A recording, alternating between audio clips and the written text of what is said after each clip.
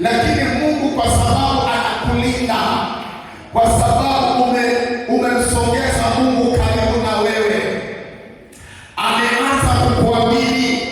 Maana anasema hii dhabihu aliyoileta, Bwana Yesu asifiwe.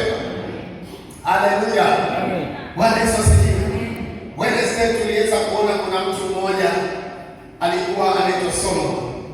Solomon hakuomba maombi ya kufanyiwa, lakini dhabihu aliyoileta, maandiko yanasema ilimgusa Mungu. Mungu akaja kwake akamwambia Solomon,